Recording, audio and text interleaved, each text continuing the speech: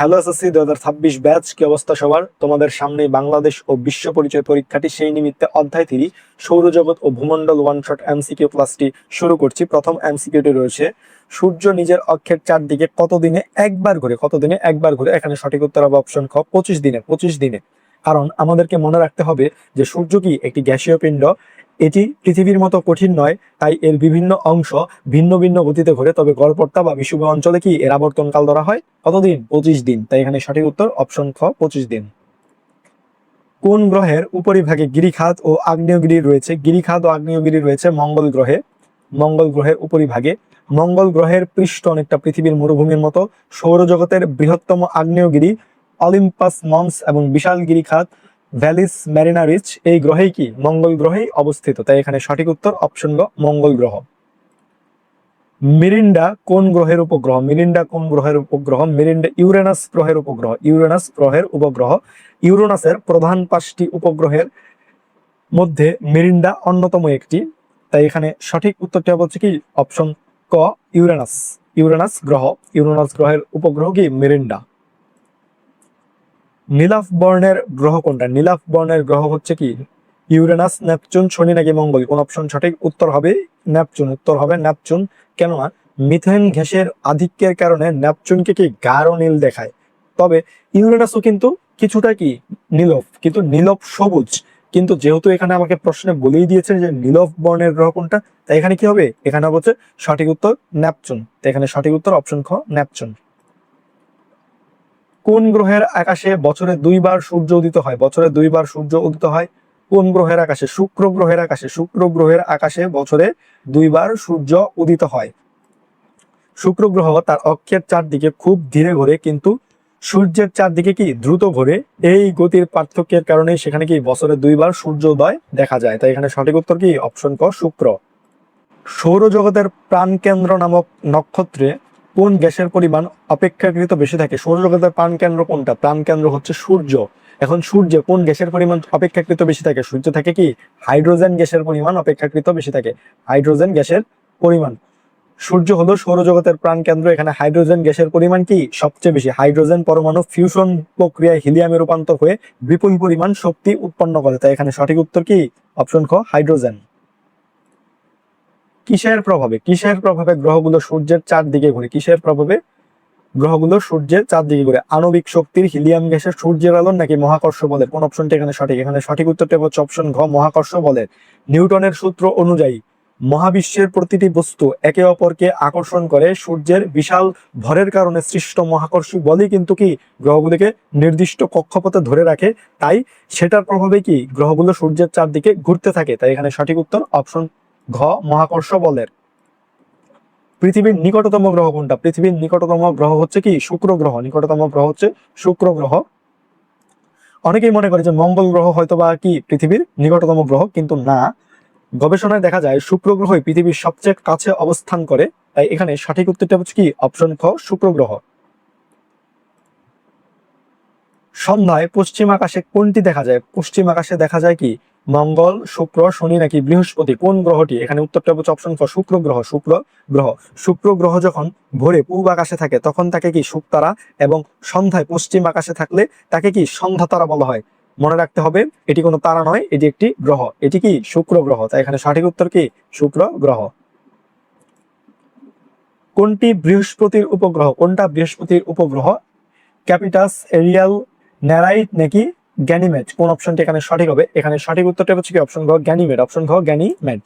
Ganymede শুধু বৃহস্পতি নয়, এটি পুরো সৌরজগতের সবচেয়ে বড় উপগ্রহ। তাই এখানে এমনকি এটা একটা তোমরা তথ্য জেনে অবাক হবা যে এটা বুধ গ্রহের চেয়েও কিন্তু একটা বড়, কিন্তু আকারে বড়, কিন্তু এটা একটা উপগ্রহ। এটা বৃহস্পতি গ্রহের উপগ্রহ। তাই এখানে সঠিক উত্তরটা হচ্ছে কি অপশন ঘ, গ্যানিমেড। শনির উপগ্রহ কয়টা? শনি গ্রহের উপগ্রহ কয়টা? শনি গ্রহের উপগ্রহ হচ্ছে 62টা। শনি গ্রহের উপগ্রহ কয়টা? 62টা। বর্তমানে যে তোমাদের পাঠ্য বই আছে, এই পাঠ্য বই অনুযায়ী শনি গ্রহের উপগ্রহ সংখ্যা 62টা। তবে বর্তমানে যে আবিষ্কার গুলো হচ্ছে, হ্যাঁ, সেই আবিষ্কার অনুযায়ী কি শনি উপগ্রহের সংখ্যা 140 কিন্তু ছাড়িয়ে গেছে। কিন্তু পাঠ্য বই আমরা যেহেতু পাঠ্য বইকে অনুসরণ করি, আমাদের পাঠ্য বইটাই সঠিক, 62টি। এখানে সঠিক উত্তর অপশন ক, 62। কোনটি শনি গ্রহের উপগ্রহ? কোনটা শনি গ্রহের উপগ্রহ? শনি গ্রহের উপগ্রহ হচ্ছে কি ক্যাপিটাস। ক্যাপিটাস হচ্ছে কি শনি গ্রহের উপগ্রহ। ক্যাপিটাস শনি গ্রহের একটি অদ্ভুত উপগ্রহ যার এক পাশ সাদা এবং অন্য পাশ কালো। তাই এখানে সঠিক উত্তর হচ্ছে কি অপশন ক ক্যাপিটাস। টাইটান কি? টাইটান হলো একটা উপগ্রহ। টাইটান হলো একটা কি উপগ্রহ। টাইটান হলো শনির সবচেয়ে বড় উপগ্রহ এবং একমাত্র উপগ্রহ যার ঘন বায়ুমণ্ডল রয়েছে। যার কি আছে? ঘন বায়ুমণ্ডল রয়েছে। টাইটানের কি ঘন বায়ুমণ্ডল রয়েছে। তাই এখানে সঠিক উত্তর টাইটান একটা উপগ্রহ। ডিমোস ও ফ্যাবস কোন গ্রহের উপগ্রহ? ডিমোস ও ফ্যাবস কি কোন গ্রহের উপগ্রহ? মঙ্গল গ্রহের উপগ্রহ। মঙ্গল গ্রহের উপগ্রহ। মঙ্গল গ্রহের মাত্র দুটো ছোট উপগ্রহ রয়েছে। তার নাম কি? একটা হচ্ছে ডিমোস এবং একটা হচ্ছে কি ফ্যাবস। তাই এখানে সঠিক উত্তরটা হচ্ছে কি ডিমোস ফ্যাবস। এগুলো মঙ্গল গ্রহের উপগ্রহ। সৌরজগতের সবচেয়ে বড় গ্রহ কোনটা? সবচেয়ে বড় গ্রহ বৃহস্পতি। সবচেয়ে বড় গ্রহ কি বৃহস্পতি। একে বলা হয় গ্রহরাজ। এটি এত বড় গ্রহ যে এটাতে কি 1300 পৃথিবী অনায়াসে কি ধরে যাবে। তো এখানে সঠিক উত্তর কি সবচেয়ে বড় উপগ্রহ বৃহস্পতি। বায়ুমণ্ডলে ওজোন গ্যাসের স্তরের গভীরতা কত কিলোমিটার? ওজোন গ্যাসের গভীরতা কত কিলোমিটার? 12 থেকে 16 কিলোমিটার। 12 থেকে 16 কিলোমিটার অপশন ঘ সঠিক।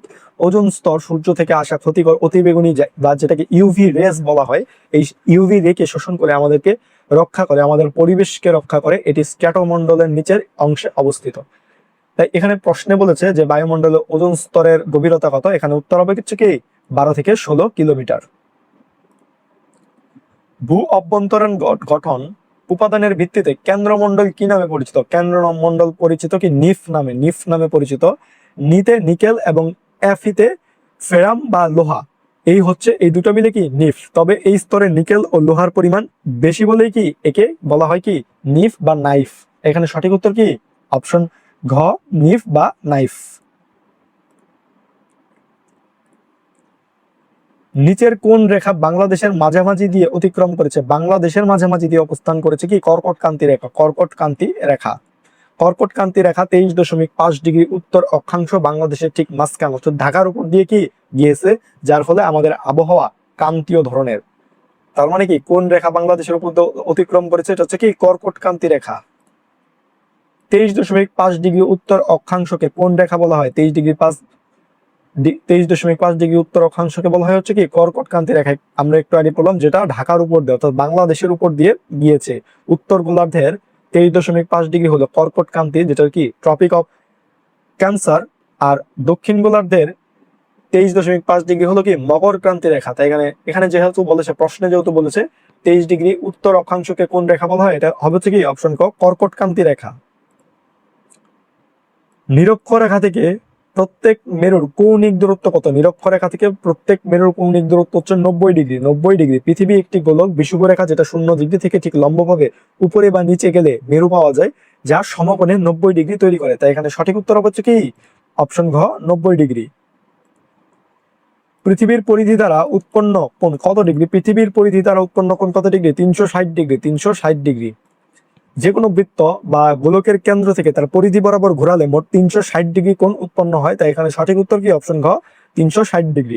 ভূপৃষ্ঠে ক স্থানের ঠিক বিপরীতে অবস্থান খ অবস্থিত। বিপরীত অবস্থানে কি ভূপৃষ্ঠের ক স্থানের ঠিক বিপরীতে খ অবস্থিত।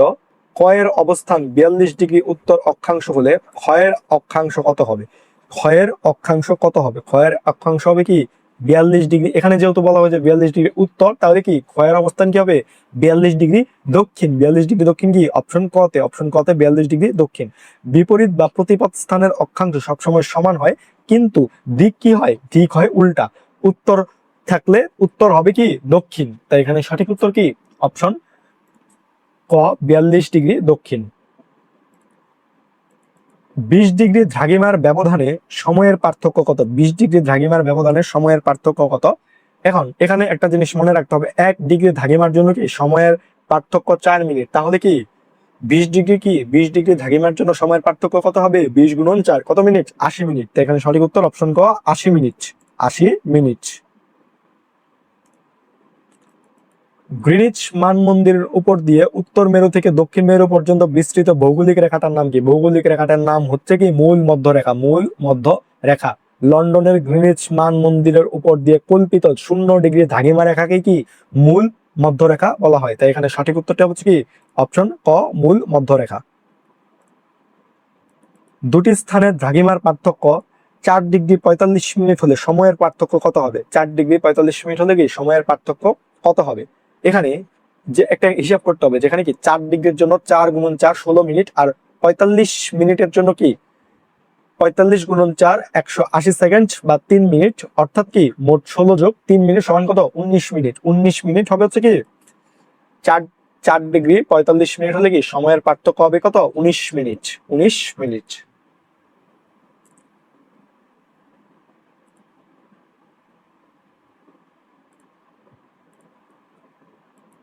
গ্রিনিচের দ্রাঘিমা কত ডিগ্রি? গ্রিনিচের দ্রাঘিমা কত ডিগ্রি? গ্রিনিচের দ্রাঘিমা হচ্ছে কত? 0 ডিগ্রি। 0 ডিগ্রি বা 0 ডিগ্রি। পৃথিবী জুড়ে গণনার সুবিধার্থে গ্রিনিচকে কি 0 বিন্দু বা 0 ডিগ্রি দ্রাঘিমা করা হয়। তাই এখানে সঠিক উত্তরটা হচ্ছে কি অপশন ক, 0 ডিগ্রি। 70 ডিগ্রি পূর্ব দ্রাঘিমার প্রতিপাদ্য স্থান কোনটি? 70 ডিগ্রি পূর্ব দ্রাঘিমার প্রতিপাদ স্থান কোনটা? এখন প্রতিপাদ দ্রাঘিমা বের করার নিয়ম হচ্ছে কি 180 ডিগ্রি থেকে প্রদত্ত দ্রাঘিমা বিয়োগ করতে হবে। তার মানে কি 180 থেকে কি আমাকে 70 বিয়োগ করতে হবে। তাহলে কত পাওয়া যাবে? পাওয়া যাবে হচ্ছে কি 110। পাওয়া যাবে কত? 110। এখন দিক উল্টে দিতে হবে। আমরা জানি কি প্রতিপাদ স্থানের বেলায় যা থাকে সেটা উল্টায় দিতে হবে। যেমন এখানে পূর্ব থাকলে আমাকে দিতে হবে কি পশ্চিম। তাই এখানে কি 110 ডিগ্রি পশ্চিম। সঠিক উত্তর কি 110 ডিগ্রি পশ্চিম। 45 ডিগ্রি পূর্ব দ্রাঘিমায় অবস্থিত স্থানের প্রতিপাদ স্থান কোনটা? 45 ডিগ্রি পূর্ব দ্রাঘিমায় অবস্থিত স্থানের প্রতিপাদ স্থান কোনটা? এখন একই নিয়ম প্রযোজ্য হবে যে 180 থেকে আমাকে 45 বাদ দিতে হবে, হয় কত? তাহলে 135। এখন আছে কি? আছে হচ্ছে পূর্ব, আমাকে কি করতে হবে? উল্টায় দিতে হবে। দিতে হবে কি পশ্চিম। তার মানে কি অপশন ক 135 degree Paschim. 135 degree Paschim is the right answer. 45 degree পশ্চিম দ্রাঘিমার প্রতিপাদ স্থান কত? 45 ডিগ্রি পশ্চিম দ্রাঘিমার প্রতিপাদ স্থান কত? এটা কি আমরা 180 থেকে কত বিয়োগ করবো? 45 বিয়োগ করবো, কত হবে? 135 হবে। আর এখানে আছে কি পশ্চিম, তাহলে হবে কি পূর্ব। তাহলে হবে হচ্ছে কি অপশন খ 135 ডিগ্রি পূর্ব। সঠিক। মানে একদম সহজ বিষয়গুলা। বাংলাদেশের দীর্ঘতম দিন কোনটি? বাংলাদেশের দীর্ঘতম দিন হচ্ছে কত? 21 জুন। 21 জুন বাংলাদেশের দীর্ঘতম দিন।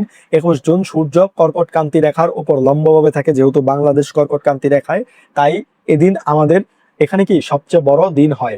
তাই তাই এখানে সঠিক উত্তরটা হচ্ছে কি অপশন খ, বাংলাদেশের দীর্ঘতম দিন কি 21 জুন।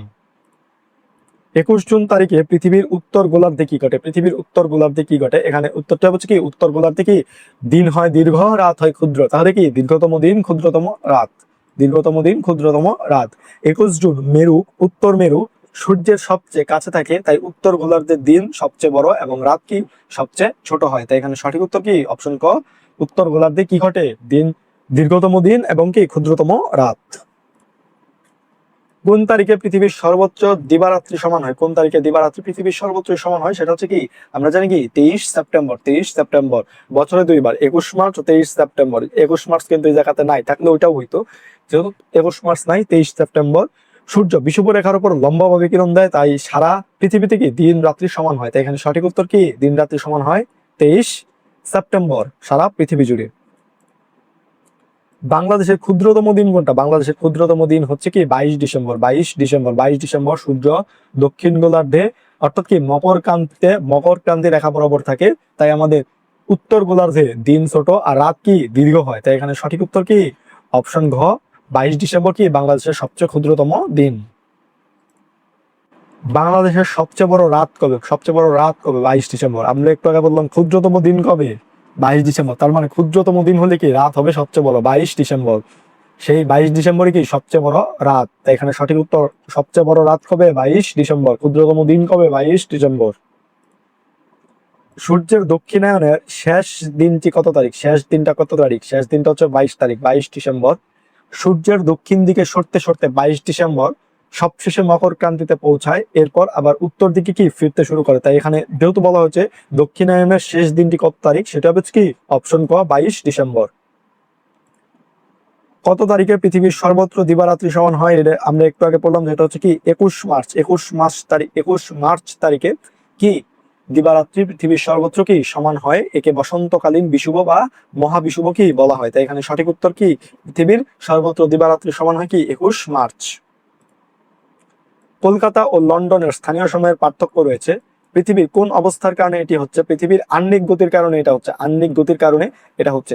পৃথিবী তার নিজ অক্ষের ওপর পশ্চিম থেকে পূর্বে ঘুরছে, আহ্নিক গতি যেটাকে বলা হয়। তাই ভিন্ন ভিন্ন দ্রাঘিমায় সূর্যোদয় ভিন্ন সময়ে হয়। তাই এখানে সঠিক উত্তর কি, কলকাতা ও লন্ডনের স্থানীয় সময়ের পার্থক্য রয়েছে পৃথিবীর কোন অবস্থার কারণে? সেটা হচ্ছে আহ্নিক গতির কারণে।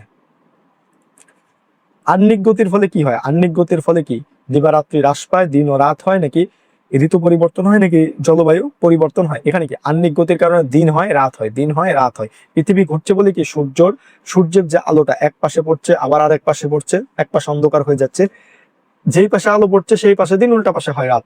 তাহলে কি আহ্নিক গতির কারণেই কি এটা হচ্ছে। তাই এখানে সঠিক উত্তর কি, দিন ও রাত হয়। জোয়ার ভাটার কারণ কোনটা? জোয়ার ভাটার কারণ কোনটা? জোয়ার ভাটার কারণ হচ্ছে কি পৃথিবীর আহ্নিক গতি, পৃথিবীর আহ্নিক গতি। চাঁদ ও সূর্যের আকর্ষণের প্রধান কারণ হলেও পৃথিবীর আবর্তন বা আহ্নিক গতির কারণেও কি সৃষ্ট কেন্দ্রাতিক শক্তিও কি জোয়ার ভাটার নিয়ন্ত্রণে ভূমিকা রাখে। কেন্দ্রাতিক শক্তি কি জোয়ার ভাটার নিয়ন্ত্রণে কি করে, ভূমিকা রাখে। তাই এখানে আহ্নিক গতিও কি এখানে জোয়ার ভাটার জন্য দায়ী। তাই এখানে সঠিক উত্তর হবে কি অপশন খ, পৃথিবীর আহ্নিক গতি। প্রভাতের কিছু পূর্বে যে সময় ক্ষীণ আলো থাকে, প্রভাতের কিছু পূর্বে যে সময় ক্ষীণ আলো থাকে সেই সময় কি বলা হয়? সেই সময়কে বলা হয় হচ্ছে উষা, উষা বলা হয়। সূর্য ওঠার ঠিক আগের স্নিগ্ধ আলোকে বলা হয় উষা, আর সূর্যাস্তের পরে আবছা আলোকে বলা হয় কি গোধূলি। আবছা আলোকে বলা হয় গোধূলি। কিন্তু আমার প্রশ্ন কি চেয়েছে যে প্রভাতের পূর্বে মানে কি সূর্য ওঠার পূর্বে, এটা কি বলবো আমরা? উষা বলা হয়, এটাকে বলা হয় হচ্ছে কি উষা। কোন স্থানে মুখ্য জোয়ার হওয়ার কত সময় পরে সেখানে আবার মুখ্য জোয়ার হয়? এটা হয় কি এক দিনের ব্যবধানে, 24 ঘন্টা 52 মিনিটের ব্যবধানে, 24 ঘন্টা 52 মিনিটের ব্যবধানে। চাঁদ পৃথিবীর চারদিকে ঘুরছে বলে প্রতিবার একই স্থানে কি জোয়ার ফিরে আসতে 52 মিনিট অতিরিক্ত সময় লাগে। চাঁদ পৃথিবীর চারদিকে ঘুরছে বলে কি প্রতিবার একই স্থানে জোয়ার ফিরে আসতে কি কত মিনিট সময় লাগে? 52 মিনিট সময় লাগে। তাই এখানে সঠিক উত্তর কি অপশন ঘ, 24 ঘন্টা 52 মিনিট অন্তর অন্তর কি মুখ্য জোয়ার হয়।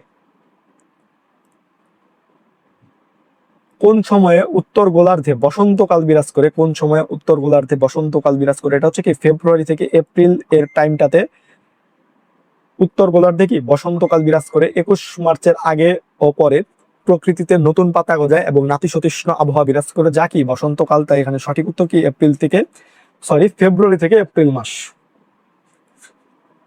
নিচের কোন সময়কে অপসূর বলা হয়? কোন সময়কে অপসূর বলা হয়? এটা হচ্ছে 1 থেকে 4 জুলাই। 1 থেকে 4 জুলাইকে বলা হয় অপসূর। জুলাই মাসে পৃথিবী সূর্য থেকে সবচেয়ে দূরে প্রায় 15 কোটি 20 লক্ষ কিলোমিটার দূরে অবস্থান করে, একেই বলা হয় কি অপসূর। তাই এখানে সঠিক উত্তর কি, এখানে কোন সময়ে, এটা হচ্ছে 1 থেকে 4 জুলাইয়ের মধ্যে ঘটে। তাই এখানে সঠিক উত্তর কি 1 থেকে 4 জুলাই। জোয়ার ভাটা অর্থনীতিতে কিভাবে প্রভাব বিস্তার করে বা প্রভাব ফেলে? জোয়ার ভাটা অর্থনীতিতে কিভাবে প্রভাব ফেলে? এটা কি নদীর আবর্জনা পরিষ্কার করে, নদীর মোহনায় পলি জমা করে, নদীর গভীরতা বৃদ্ধি করে, নাকি নদীতে বাঁধ সৃষ্টি করে? এটাও দেখছি নদীতে গভীরতা বৃদ্ধি করে, নদীতে গভীরতা বৃদ্ধি করে। জোয়ারের সময় পানি বাড়লে বড় বড় জাহাজ নদী বন্দরে ঢুকতে পারে, যা কি ব্যবসা বাণিজ্যে অনেক সহযোগিতা করে। তাই এখানে সঠিক উত্তর কি নদীর গভীরতা বৃদ্ধি করে। কারণ নদীর গভীরতা বৃদ্ধি হলে কি জোয়ারের সময় পানি বাড়লে কি নদীর গভীরতা বেশি পরিমাণ যদি গভীর থাকে তাহলে কি জাহাজ ঢুকতে পারে নদীতে, তাহলে কি ব্যবসা বাণিজ্য, আমাদের যে বন্দরের কার্যক্রম কি অনেক বেশি বেড়ে যায়। তাই এখানে অর্থনীতি কি আমাদের জন্য লাভবান করে তোলে। তাই এখানে সঠিক উত্তর হবে কি অপশন গ, নদীর গভীরতা কি বৃদ্ধি করে। তো এই ছিল বাংলাদেশ ও বিশ্ব পরিচয় অধ্যায় 3 সৌরজগৎ ও ভূমণ্ডল ওয়ান শট এমসিকিউ। তোমাদের পরবর্তী অধ্যায়গুলো আসছে, অধ্যায় আছে হচ্ছে 6, অধ্যায় 10। তোমাদের সকলের জন্য শুভকামনা থাকলো। ধন্যবাদ সবাইকে।